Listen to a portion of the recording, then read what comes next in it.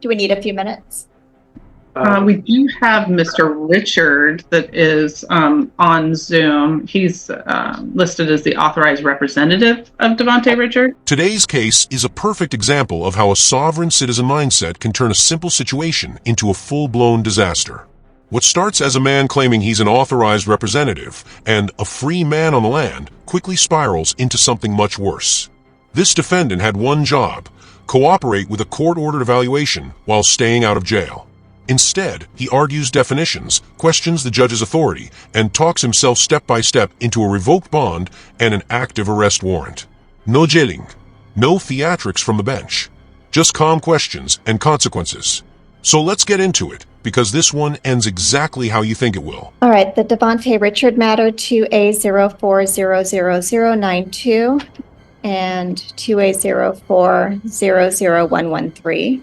Richard, if you could activate your audio and video so I know that you are hearing. Okay, thank you.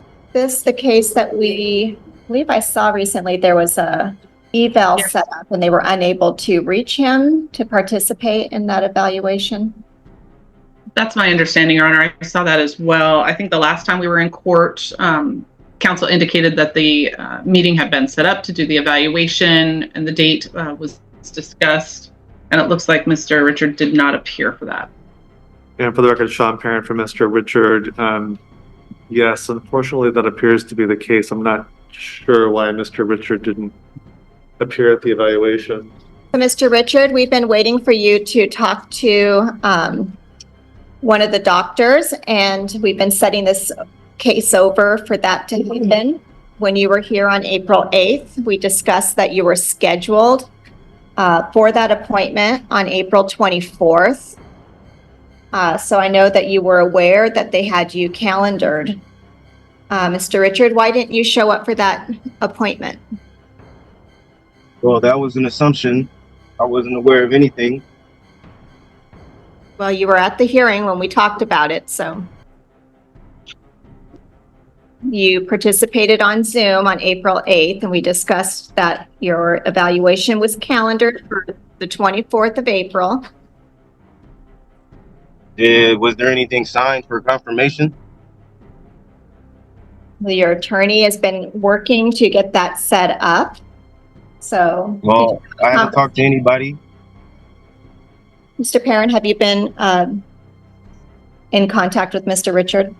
Looks like my office, we tried to reach him to make sure that he appeared at the evaluation, but we are unsuccessful in reaching him. Do you have proof of that? Yes, I have my colleague's notes that we tried to get a hold of you. And what was the number?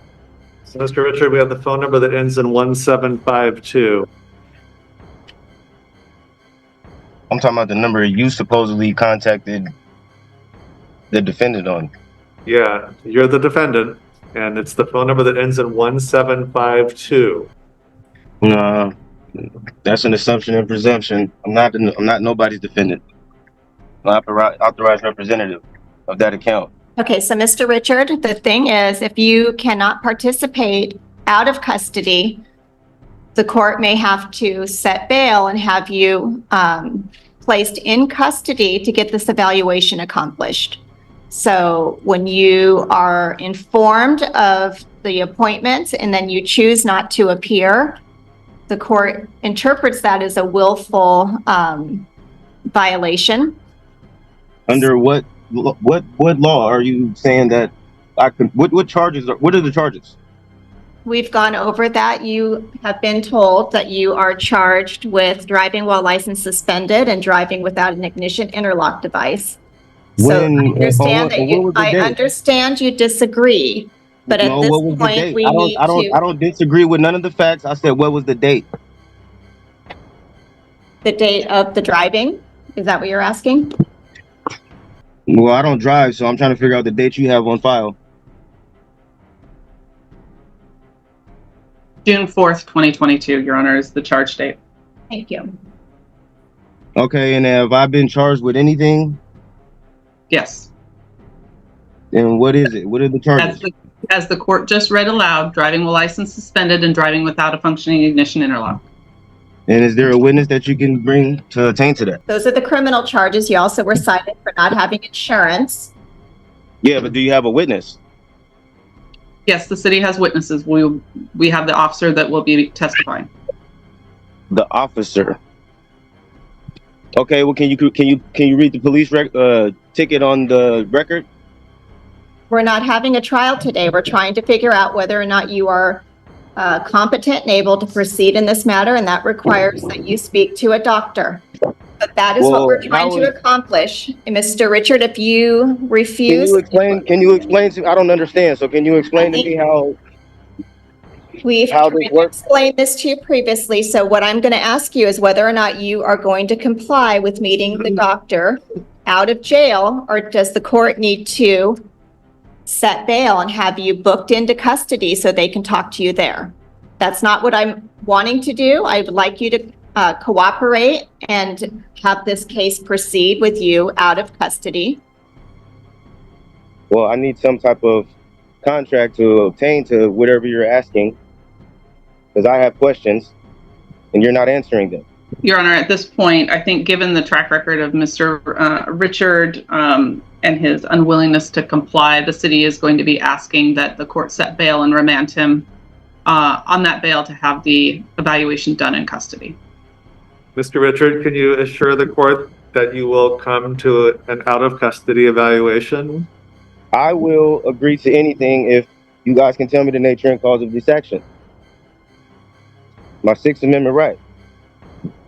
I need to know these things before we can move further. Are you refusing to tell me? I didn't quite hear your question. What are you asking? I need to know the nature and cause of this action. I need to know that before we can move forward. Yeah, I believe that the court has told you that you're being charged with driving a license suspended in the 3rd degree and operating a motor vehicle without an ignition interlock device. Okay, well, I have a question for the judge.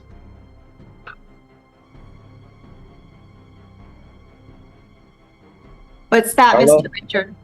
Hello? Mr. Richard? Hello? Or can you hear me? Yes, I can hear you. You should sit down, and then instead of having me facing you at the clouds, you should participate in this hearing. Thank you.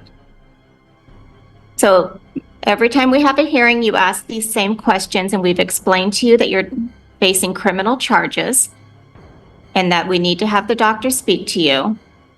And so right now, your option is whether or not, as your attorney said, you can agree to meet with the doctors and stay out of jail to do that, or the court will have to remand you into custody so that they can talk to you basically while you're you're telling in me you're jail. refusing to answer me.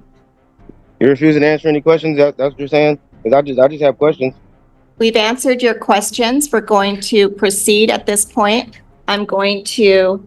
I didn't even ask the question, so how did you answer it? That's what I'm saying. Are you refusing to answer the questions? What do you want to know besides what you're charged with? What was your other questions? My other question was, did you or did you not take an oath to uphold the Constitution? Can I just get a yes or no? That would be a yes. So, you're enforcing statutes right now, and so you're totally going against your oath. So I'm trying to figure out what authority do you have to tell me to do anything as a public servant? Mr. Richard, I am authorized by the revised Code of Washington to sit in this court. I'm duly appointed to be a municipal court judge. I've taken my oath. You're charged with a violation of the RCW and the Lake Forest Park Municipal Code. Why are you enforcing statutes if you took an oath? I know you don't think that it applies to you, but it does. So I didn't say it didn't apply to me. I'm going to set bail in this matter at $10,000. You're making assumptions, ma'am. You're making assumptions, ma'am. I never said it didn't apply to me. But we both know here that the Constitution is not for me. It is for the public servants. So I don't know why you're making assumptions and presumptions. All I had was questions, and you're just going around me. Obfuscation is a big thing. I'm going to set bail at $10,000, and we're going to end this hearing, Mr. Richard. You can report to jail. You can come in, but we are trying to do this without you having to be in custody, but you are refusing to cooperate. I didn't refuse anything. I was never put on notice, so I didn't refuse anything. I know you were put on notice at our last hearing, so that's on the record. So I know that to be false, Mr. Richard. So that So is. everything, that is everything, this everything, case. everything that I asked you, am I wrong? Is that Yes, what you're saying? yes, you're wrong. So we're I'm going wrong. to this and we are done on this matter. Mr. Perrin, if he does reach out to you and something can be arranged for them, but right now the doctors have tried twice to contact you and you've taken a spot that would have been available to someone else. So we need to progress this matter and that bail will be set and we'll continue with an in-custody hearing date when you are booked. And that's where it all falls apart. What could have been handled out of custody turns into jail time, not because of new charges, but because of non-stop obstruction, circular arguments, and refusing to cooperate with the court's process. The judge made it clear, this wasn't punishment, this was the result of choices made on the record. Bond revoked, bail set, warrant issued, and all of it happened because someone chose fake authority and internet law over listening and compliance. Now, I want to hear from you. Was the court more than patient here, or should this have been shut down much sooner? If you enjoyed the breakdown, hit like. If you didn't, hit dislike. Either way, drop your thoughts in the comments because I read them all.